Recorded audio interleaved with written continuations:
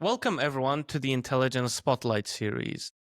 Today's guest doesn't just report from the front lines, she returns to the places that shaped her own story, asking the kinds of questions most people are too afraid to face. Lynzy Billing is an investigative journalist and filmmaker with roots in Afghanistan and Pakistan, raised in the UK, but her work is anything but defined by borders.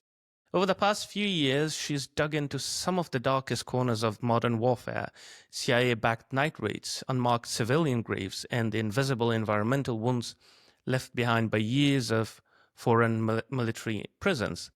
Her investigation into Afghanistan's Zero Unit wasn't just another story, it was a reckoning. She spent 4 years traveling to villages where no one else would go, speaking to survivors, collecting fragments of truth, and stitching them together into a body of evidence forced the world to pay attention to it. That work became The Night Doctrine, an animated short that won multiple Emmys and brought new urgency to the conversation about accountability. But Lynzy's journalism isn't just about exposing what went wrong. It's about bearing witness, whether she's reporting on toxic waste in conflict zones or following doctors who patch up the broken bodies left behind. Her work is intimate, relentless, and quietly radical. She's written for ProPublica, The Guardian, Foreign Policy, and Inside Climate News. But more importantly, she listens deeply. Lynzy Billing, welcome to the Intelligence Spotlight series. Thank you. Thanks for having me. Now I'm blushing a bit. Well, so first thing first, when you're not chasing leads or interviewing sources or just not doing the work you're doing usually, where does your mind go? What calms you down? Good question. I think this is the first year that I realized I really need to figure out a better work-life balance and find time to calm my mind down. And I moved to Madrid a year ago, and I'm trying to clock off maybe. I was working 7 days a week. I think a lot of freelancers do that, but I'm finding time to close my phone, close my computer. I don't use my phone much outside of work. I try to get out of the house. And I think it's just I'm learning lines of separation in that. Spending time with people who are not journalists is what is a big part of calming down. Learning from people who are in different areas of work and where I can go to a party at the end of the day and we're not talking about news. Right. I think that's a great thing to do, to just completely shut off that curtain and at least detox in a way, I would say. But your work is important, and that's why the work doesn't give you a break. And I think your dedication is also there, so you push yourself too. But let's start at the beginning, because sometimes the path into journalism isn't paved, right? It's stumbled upon, driven by a story that just refuses to let go sometimes from your mind, or question that keeps resurfacing. Can you walk us through your path into the field? Were there moments early on that made you realize this would be more than just a profession?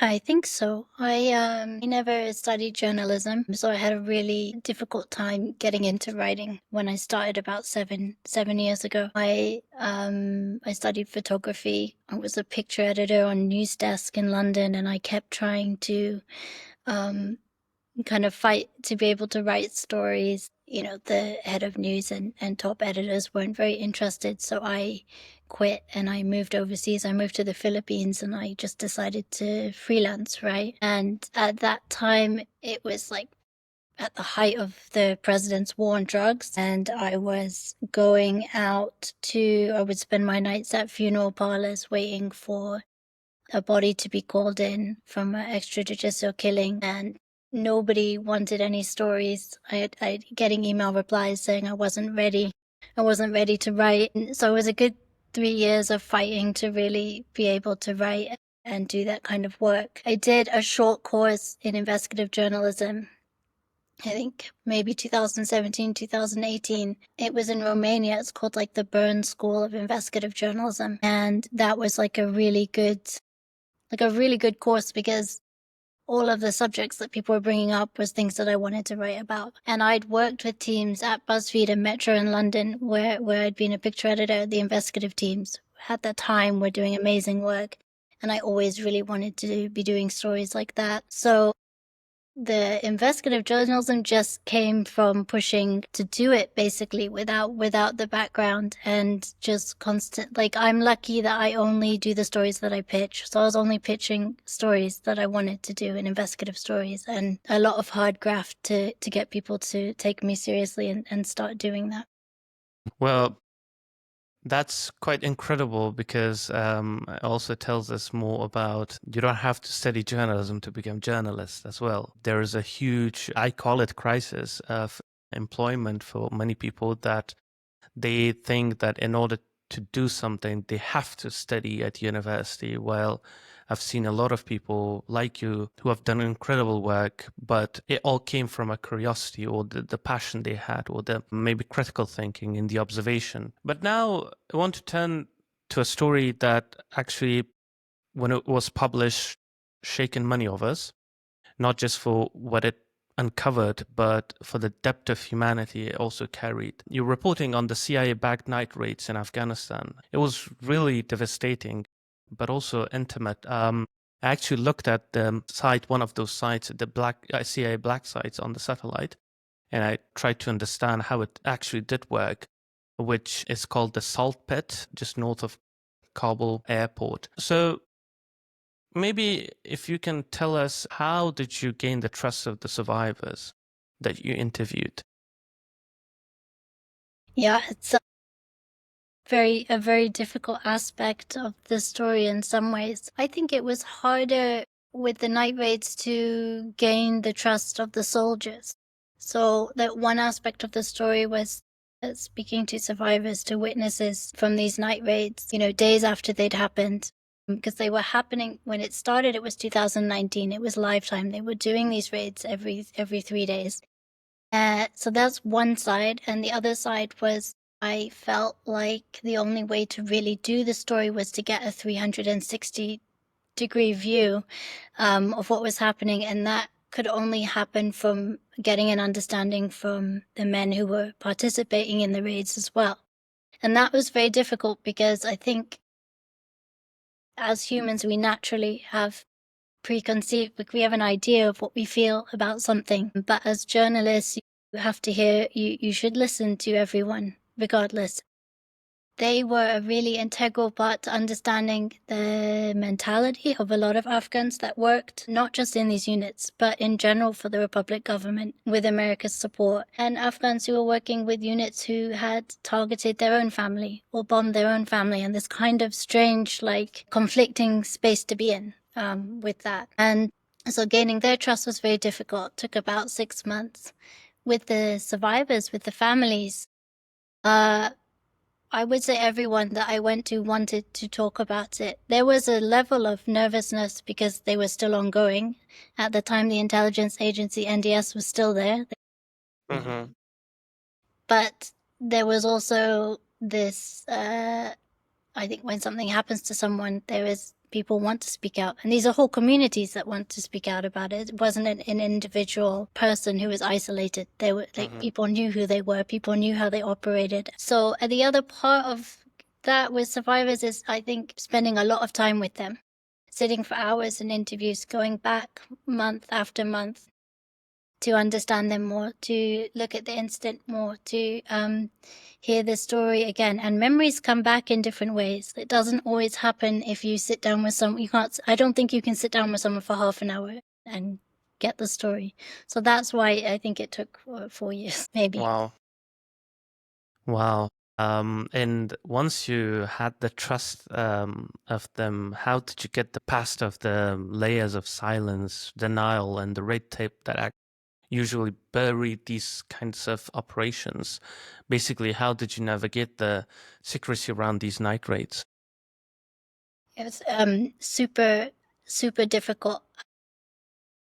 These were classified operations, so they were off the books. It's not like I think airstrikes are easier, and I don't say that lightly, but I think they are easier to verify and track and corroborate what's happened because there is physical evidence to work with, right? Like the damage to a structure or to someone for their injuries. You can track when they happened. It's a different scenario. And while some of these night raids were accompanied by airstrikes, some of them weren't. So you really only had testimony verifying that when the raid happened, where it happened, and then another huge part is verifying someone's identity, right? Being able to put an identity to who was killed. And that was, I think a lot of times people will say, well, okay, we got it. It was in this village and it happened at this time of the day and there's 8 dead.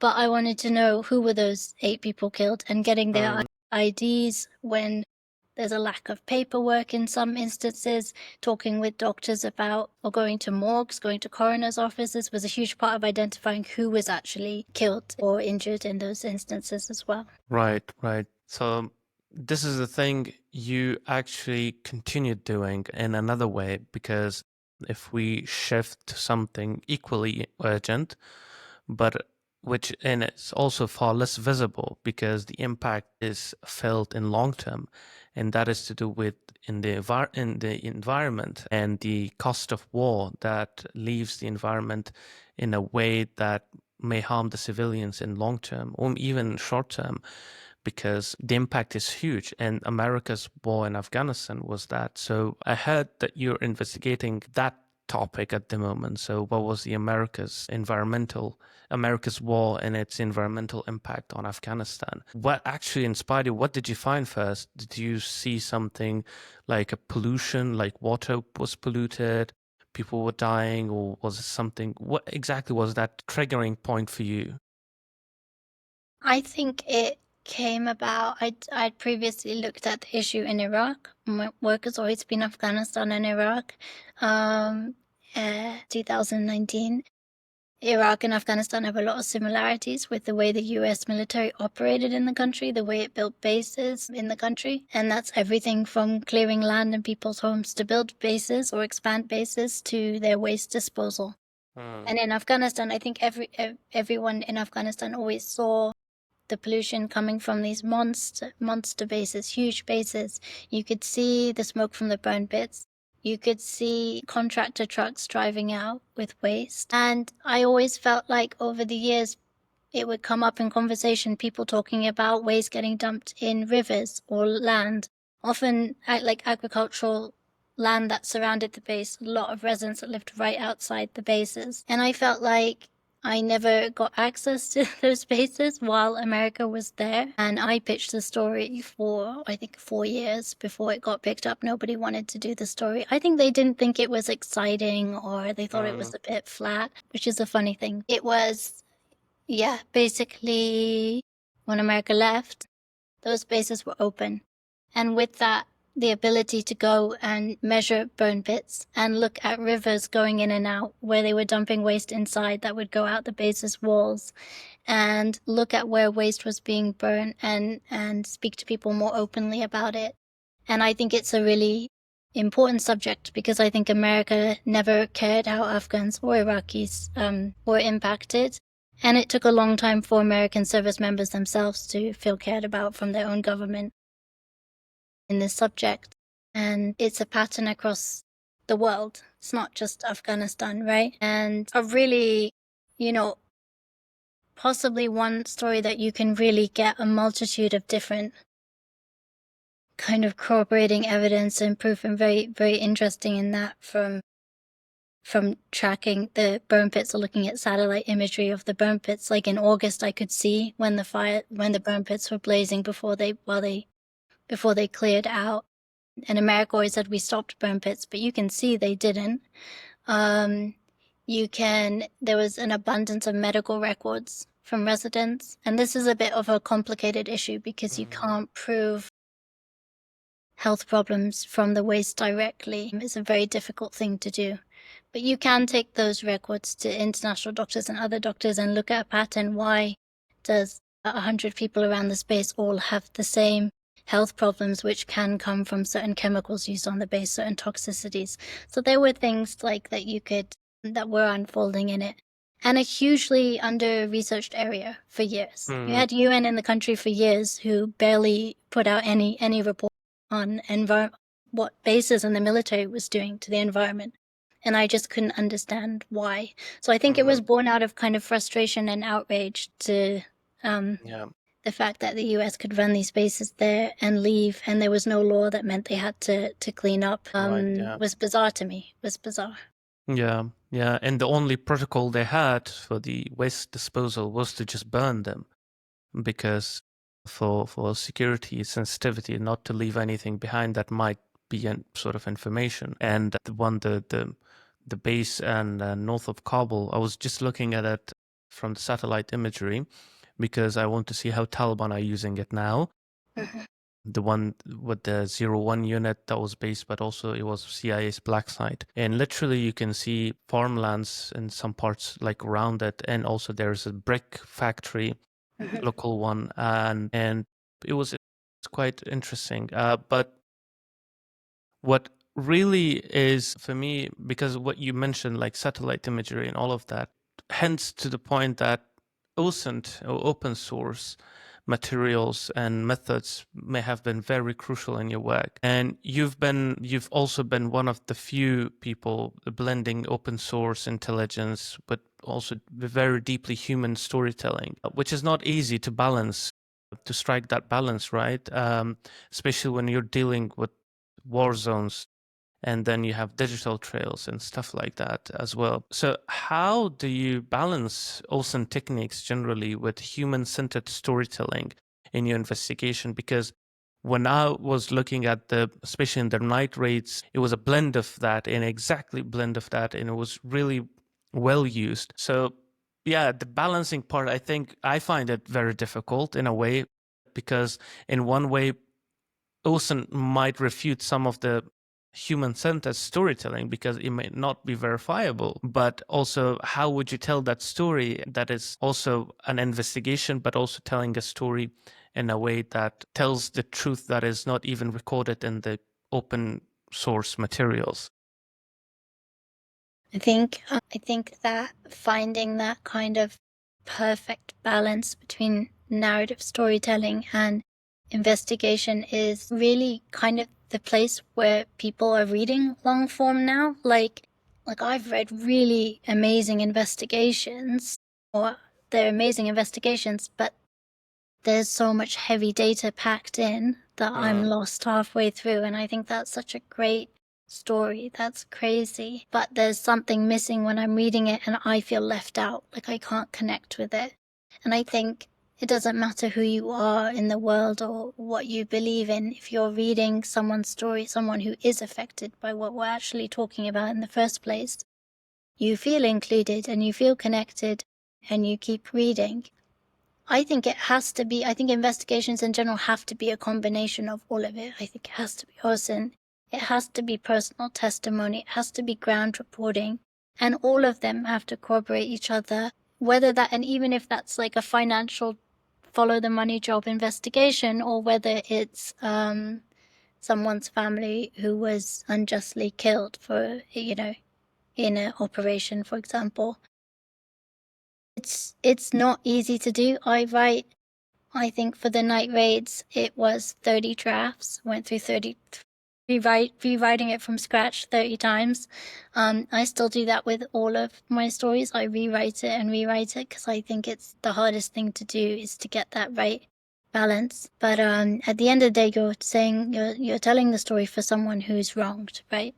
It is a public interest site. Someone should know about it, but you're telling it for someone who was wronged, and for whatever reason, there was no accountability for those who wronged them.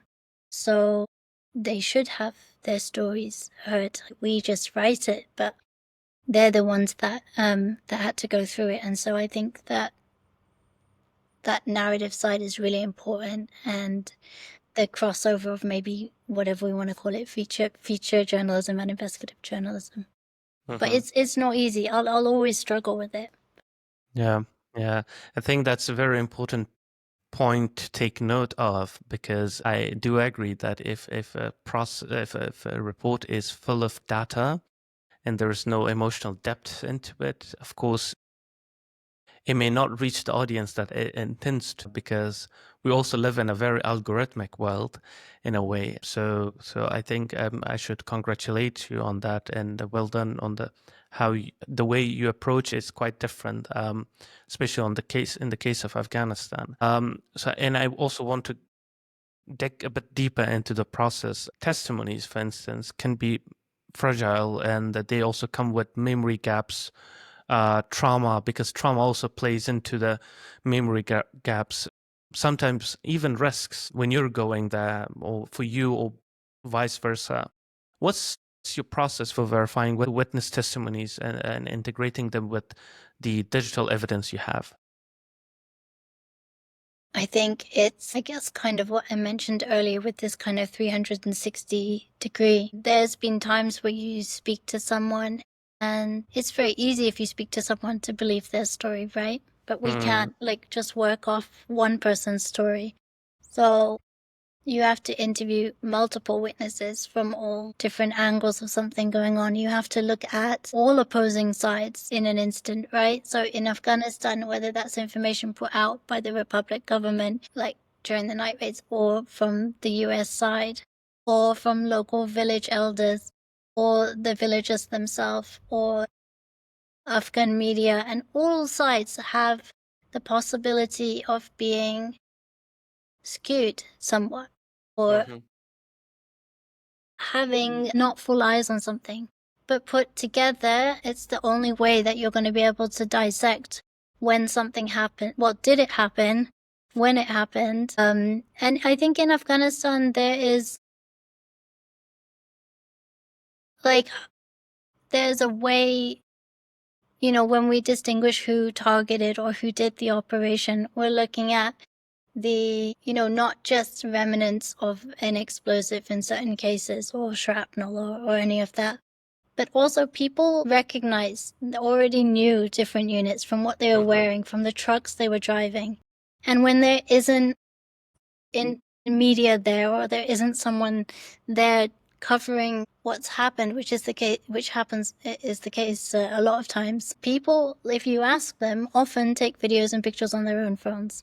And you have one angle on one, and you have another angle on another. So there is always a way to gather a huge amount of information from people at the scene. A big part of the night raids came from women, speaking to women who were like witnesses to a lot of the night raids, and nobody had bothered to speak to them. And I think that their testimony was often discredited, but they were able to say how many men came into a house, and they are able to say, like, they are able to tell you what happened as well, and they become part of putting those puzzle pieces together.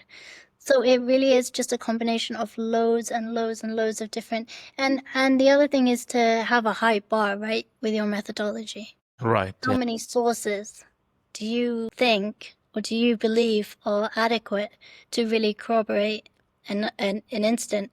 There was hundreds of raids that we didn't include in our overall count from those 4 years, because we just, maybe there was 5 sources but not 6, or maybe so I strongly believe, you know, you might think it's very likely, but you have to have your methodology on how you're going to be able to corroborate it, yeah.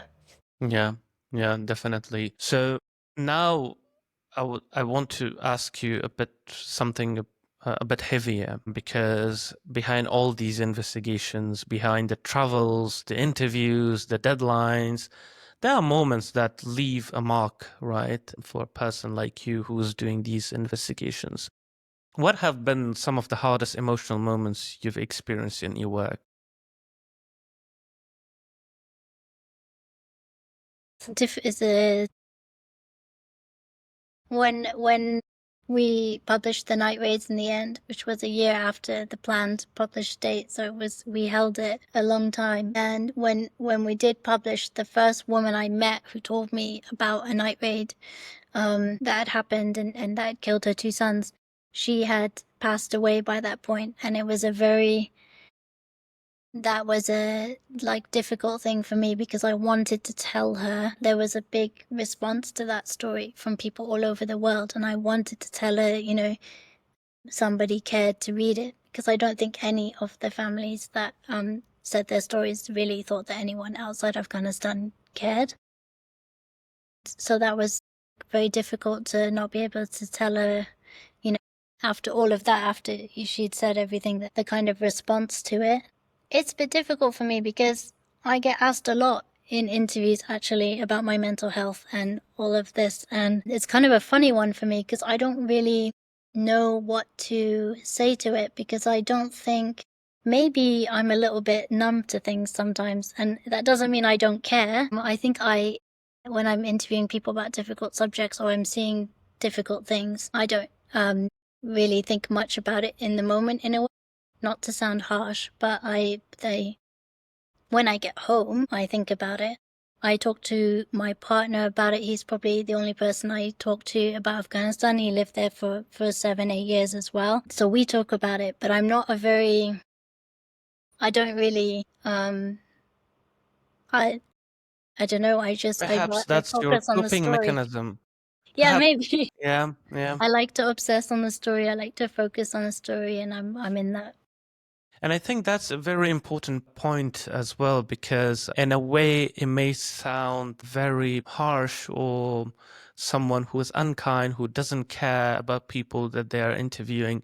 But at the same time, if the work is important that needs to be done, if there are stories that needs to be told, we need someone sane in that regard. We need someone that can think, analyze, collect, and can continue the work.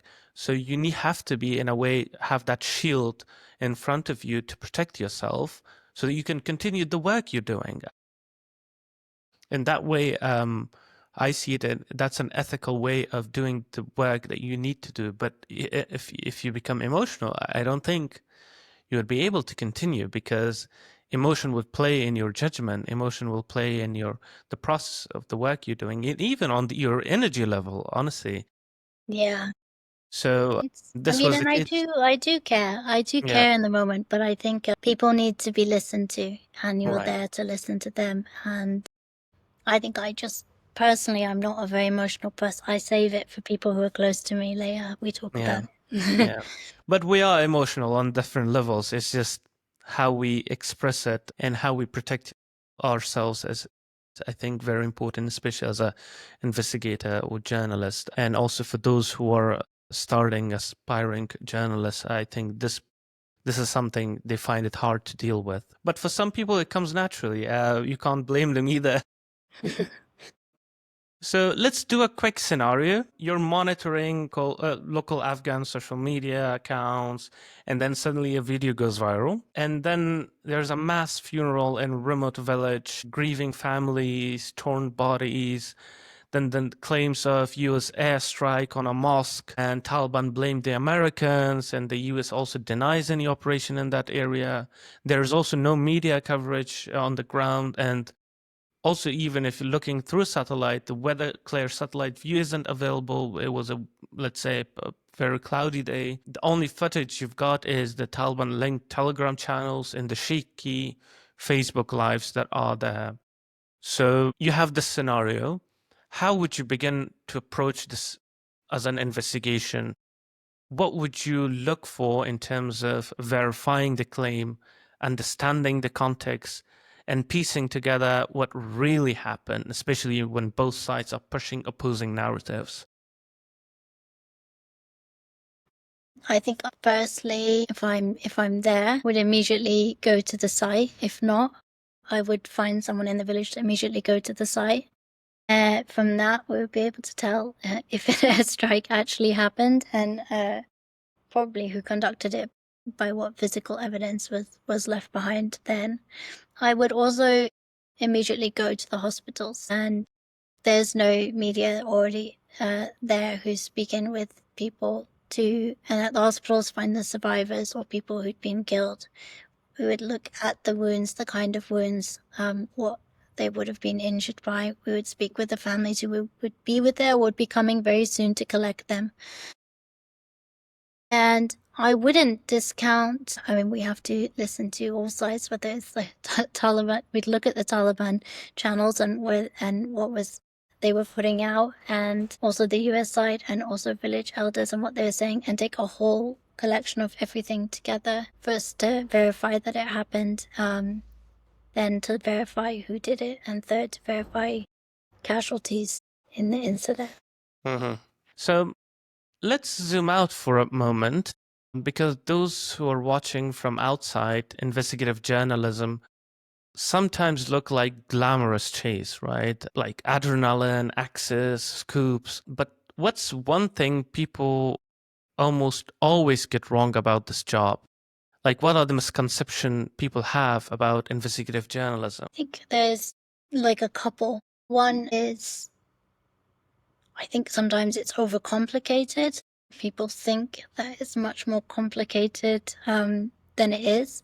That's not to say it's not a lot of hard work and very difficult, but I think the process of it and how you do it can be seen as overcomplicated. The other side is kind of expected results. I think investigative journalism is long term, and a lot of times you are completely lost in the story for a huge amount of it, or you don't have the answers, or you're not getting the answers, and you're more confused than ever because you're in a weird rabbit hole. And it's like maybe not even really understanding the full story, and until the end you can't have any idea of what's going to come out until you've really dug fully into it. So it's long term, and it takes a long time to really see what the story is, what the reporting is going to tell you. So there's a huge side of patience with it, and not having expected results, maybe not being okay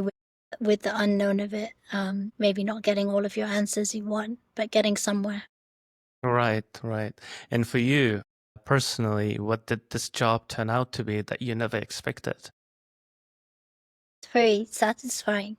I continue to do it because I love to do it. I continue to pitch the stories and investigations I want to do because I would be frustrated to not do them. It's very satisfying to do a story from start to finish and feel like you've done it well and that you've held a high bar. And I think right now, the way the world is, we have government leaders pushing this kind of mistrust in media or in journalists. And it's important as journalists to instead hold a high bar and do good journalism and not get caught up with this kind of tit for tat back and forth that gets put on journalists, and do good work even if it takes time. And part of that is because I think people follow the journalists themselves. I don't think people follow publications the way they used to. I think they are saying that person's doing work that I respect, or I think they've done well, and they will follow that journalist with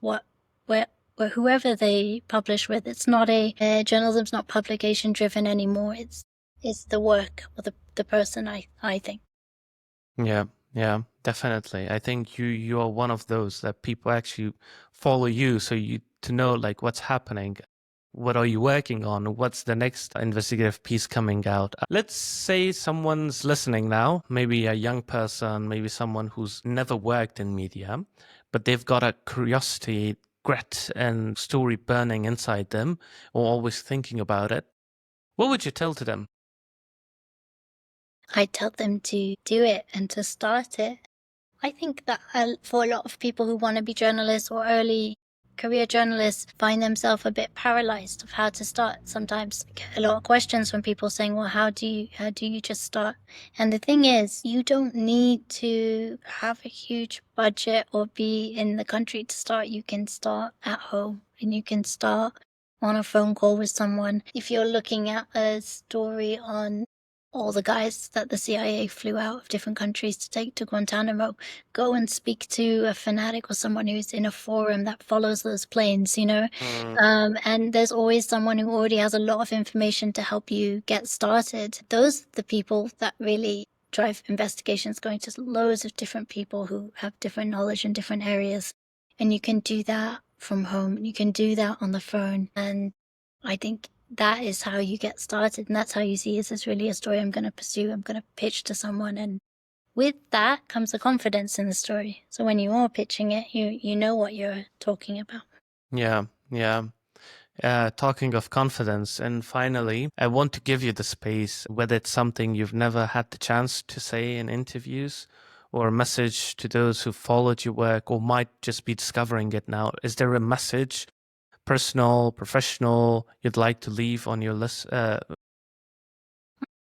nice. Huge admiration and thanks and respect for my Instagram followers, because I think Instagram was actually what started my platform for putting work out as a freelancer. Because when you publish with different publications, they don't always push it on social, and you're not part of the staff team. So I really grew that over Instagram, and there are people who have been there for years sending me encouragement and kind messages, and I do my best to try reply to them all. If I haven't, then I still recognize that support. And I think as a freelancer, you need that kind of support, so you feel saying that you're doing, someone's reading what you put out. At the end of the day, you just want someone to read what you put out. So I want to say thank you to everyone who supported me on there. And I think that I don't think they know that that's a really big thing for journalists, to have support and have responses. Whether someone agrees with the article or not, or has different opinions, it's always good to hear back. Lynzy Billing, thank you for being in the Intelligence Spotlight series. Thank you for having me. Thanks for making it pain-free. Take care. Okay.